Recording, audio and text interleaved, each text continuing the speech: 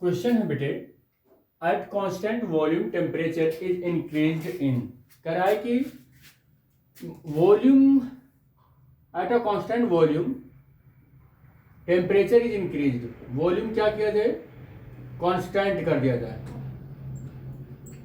क्या कर दिया जाए, कांस्टेंट कर दिया जाए, और टेम्परेचर को इंक्रीज किया जाए, टेम्परेचर को इंक्रीज किया जाए। अब बेटे आप बताइए, वॉल्यूम को कांस्टेंट कर दिया गया, टेम्परेचर इंक्रीज कर दिया गया, अगर इसकी काइनेटिक एनर्जी का फार्मूला लिखें तो F/2 और kT यही होता है, kBT यही होता है।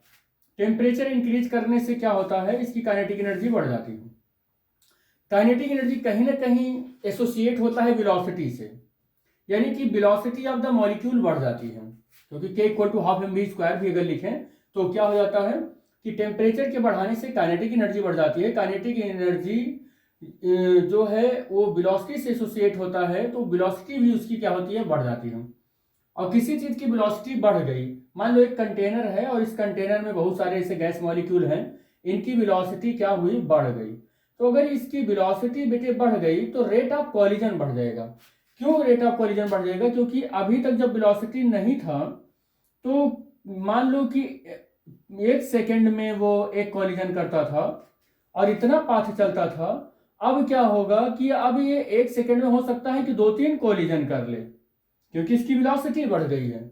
वेलोसिटी के बढ़ने से अब हो सकता है कि इसका पाथ भी छोटा हो जाए और टाइम कम लगेगा या उतने ही टाइम में ज्यादा कॉलिजन कर दे। तो टेम्परेचर के बढ़ने से काइनेटिक एनर्जी बढ़ जाती है, जिससे वेलोसिटी बढ़ जाता है और रेट ऑफ कॉलिजन भी बढ़ जाता है। रेट ऑफ कॉलिजन भी क्या हो जाता है, वो बढ़ जाता है।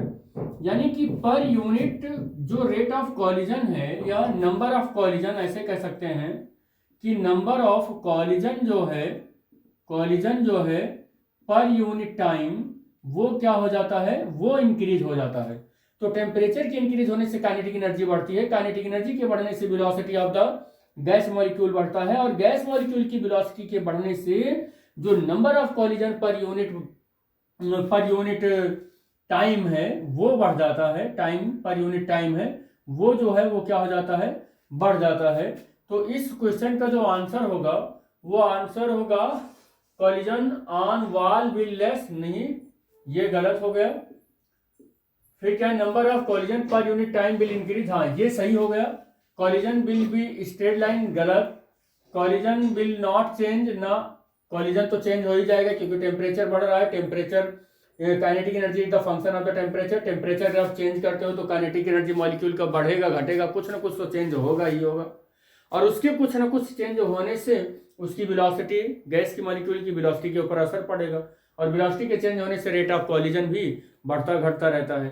तो इससे हमारा ऑप्शन नंबर बी जो है वो करेक्ट हो जाएगा।